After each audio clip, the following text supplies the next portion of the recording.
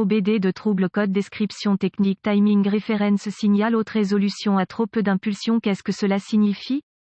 Ce code de diagnostic DTC est un code de groupe motopropulseur générique, ce qui signifie qu'il s'applique aux véhicules équipés d'OBD2 qui ont un capteur de position du moteur Chevrolet, GMC, Ford, Dodge, BMW, etc. Bien que génériques, les étapes de réparation exactes peuvent varier selon la marque, le modèle. Le module de commande du groupe motopropulseur PCM nécessite un signal de référence de synchronisation pour déterminer la vitesse et la position du moteur. Ceci est accompli au moyen d'un capteur de position du moteur, tel qu'un capteur de position de vilebrequin, d'arbre à cames ou de pompe à carburant. Le PCM utilise ces informations pour déterminer un ou plusieurs des éléments suivants: commande d'injecteur de carburant, calage de l'allumage et diagnostic de raté d'allumage. Il existe deux types de bases de capteurs de position du moteur, effet Hall et aimant permanent. Les deux types de capteurs sont déclenchés par une roue ou un disque monté à proximité du capteur. Les emplacements typiques de montage des roues, disques comprennent la position du moteur, la pompe d'injection, l'équilibreur d'harmonique et l'arbre du distributeur. Lorsqu'il est déclenché, le capteur produit un signal de retour qui est renvoyé au PCM. Les capteurs de position de manivelle à effet Hall ont trois fils: référence, alimentation, signal et masse. Le capteur reçoit une tension de référence, généralement 5 volts, du PCM et est déclenché par une roue à réducteur. Le capteur renvoie ensuite un signal de retour numérique correspondant au PCM. Les capteurs à aimant permanent, PM, produisent leur propre tension alternative en fonction de leur proximité avec une roue à réducteur en rotation. Ce signal de tension est renvoyé au PCM où il est converti en signal numérique par un convertisseur analogique numérique interne. Dans les codes décrits dans cet article, le A indique que le problème concerne une partie du circuit système, au lieu d'un symptôme ou d'un composant particulier. Un code P0372 est défini lorsque le PCM détecte que le capteur de position du moteur Esperluette-Cote A Esperluette-Cote produit un signal avec trop peu d'impulsion. Les codes de panne du signal de référence de synchronisation a inclus P0370 signal de haute résolution de référence de synchronisation à dysfonctionnement, P037 un signal de haute résolution de référence de synchronisation à trop d'impulsion, P0373 signal de haute résolution de référence de synchronisation à impulsion intermittente, erratique, P0374 signal de haute résolution de référence de synchronisation à aucune impulsion. Gravité du code Esperluette AMP. Symptômes: la gravité de ces codes est modérée à sévère. Les symptômes d'un code moteur P0372 peuvent inclure: allumer le témoin de contrôle du moteur, démarrage difficile, pas de démarrage, mauvaise performance du moteur.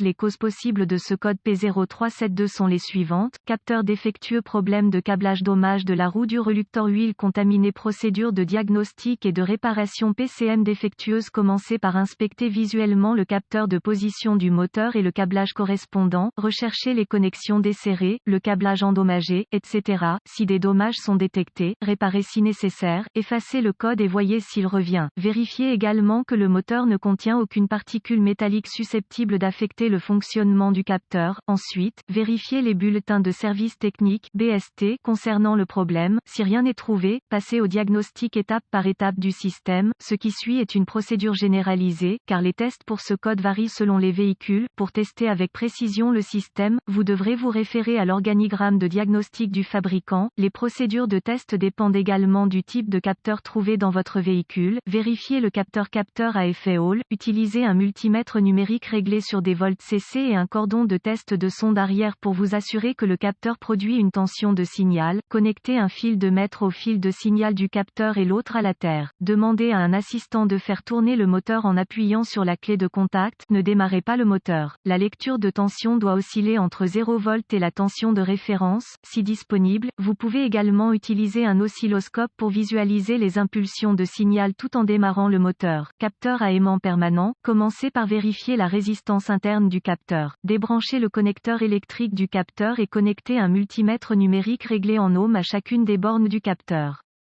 La résistance doit être d'environ 500 à 1200 ohms. Consultez les informations de réparation en usine pour les spécifications exactes. Si le test de résistance est OK, vous voudrez tester les performances du capteur. Pour ce faire, rebranchez le connecteur électrique du capteur. Ensuite, connectez un multimètre numérique réglé en volts CA au connecteur électrique du capteur à l'aide de fils de test de sonde arrière. Étant donné que le capteur produit une tension alternative, peu importe la façon dont les fils du multimètre sont connectés, demandez à un assistant de lancer le moteur. Vous devriez voir une lecture de tension fluctuante. Une chose à retenir lors du test du capteur est un anneau de tonalité endommagé ou mal aligné qui empêchera le bon fonctionnement du capteur. En cas de doute, accédez à la sonnerie et inspectez la si nécessaire. Vérifiez le circuit. C'est une bonne idée d'avoir le schéma de câblage d'usine à portée de main pour déterminer quel fil est qui, tout en effectuant ces tests. Capteur à effet Hall. Vérifiez le côté terre du circuit. Connectez le compteur à ohm, contact coupé, entre la borne de terre du connecteur du capteur et la terre. Si le compteur lit hors limite, OL, il y a un circuit ouvert sur le côté terre du circuit, qui doit être localisé et réparé. Si le compteur lit une valeur numérique, il y a continuité. Vérifiez le côté tension de référence du circuit. Contact mis. Utilisez un multimètre numérique réglé sur volt pour vérifier la référence du PCM, généralement 5 volts, à l'une des 3 bornes du capteur. Si aucun signal de référence n'est présent, connectez le compteur à ohm, contact coupé, entre la borne de tension de référence sur le capteur et la borne de tension de référence sur le PCM. Si le compteur lit hors limite, OL, il y a un circuit ouvert entre le PCM et le capteur qui devra être localisé et réparé. Si le compteur lit une valeur numérique, il y a continuité. Ensuite, vous voudrez vérifier qu'il y a 5 volts sortant du PCM à la borne de tension de référence. S'il n'y a pas de référence 5 volts du PCM, le PCM est probablement défectueux. Vérifiez le côté signal de retour du circuit. Contact coupé. Utilisez un multimètre numérique réglé en ohms pour vérifier la continuité entre la borne de sortie du capteur de position du moteur et la borne de tension du signal sur le PCM. Si le compteur lit une valeur numérique, il y a continuité. Si le compteur lit hors limite, OL, il y a un circuit ouvert entre le PCM et le capteur qui devra être localisé et réparé. Capteur à aimant permanent. Vérifiez le côté terre du circuit. Connectez le compteur à ohm, contact coupé, entre la borne de terre du connecteur sensor et la terre. Si le compteur lit hors limite, OL, il y a un circuit ouvert sur le côté terre du circuit qui devra être localisé et réparé. Si le compteur lit une valeur numérique, il y a continuité. Vérifiez le côté signal de retour du circuit. Contact coupé. Utilisez un multimètre numérique réglé en ohms pour vérifier la continuité entre la borne de sortie du capteur de position du moteur et la borne de tension du signal sur le PCM. Si le compteur lit une valeur numérique, il y a continuité. Si le compteur lit hors limite, OL, il y a un circuit ouvert entre le PCM et le capteur qui devra être localisé et réparé.